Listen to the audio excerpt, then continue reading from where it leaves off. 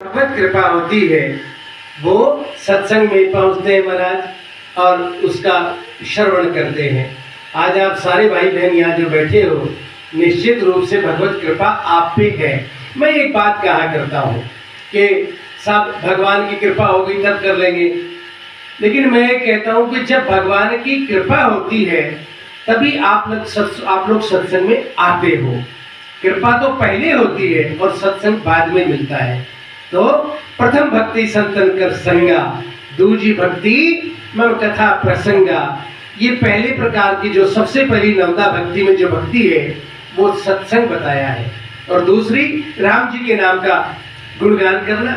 दूजी भक्ति मम कथा प्रसंगा, मेरी कथा का जो मेरे प्रसंग का जो चर्चा करता है ये नवदा भक्ति में है। तो आप लोग सारे बड़े भाग्यशाली हैं, दरबार लगा है, दरबार में आप लोग जो है गुणगान कर रहे हो माँ का, राम जी का।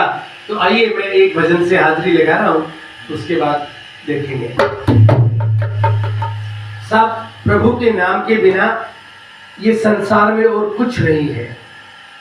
आप प्रभु से जुड़कर जो गृहस्थ का कार्य करेंगे तो निश्चित रूप से रामचरितमानस हमको ये सिखाती है कि आपके सारे कार्य परमात्मा अपने जिम्मे ले लेते हैं, लेकिन शर्त यह है कि गृहस्थी को ये चाहिए कि वो परमात्मा का स्मरण करे और रामचरितमानस के आज्ञाओं का पालन करे। तो फिर परमात्मा मेरे राम जी स्वयं आपकी जिम्मेदारी ले लेते हैं। तो बाकी तो ये मिथ्या जो दिखता है ना इन आंखों से वो तो है नहीं साहब, और जो नहीं दिखता वो है।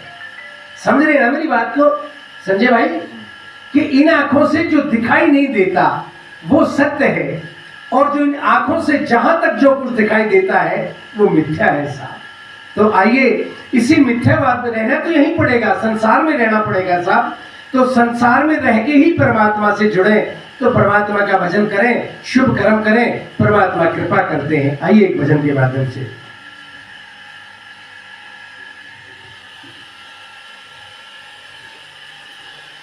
कुछ लेना न देना मगन रहना, कुछ लेना न, अरे मस्ती करो ना साहब, ठाकुर जी अपने आप संभालेंगे सब कुछ। कुछ लेना न देना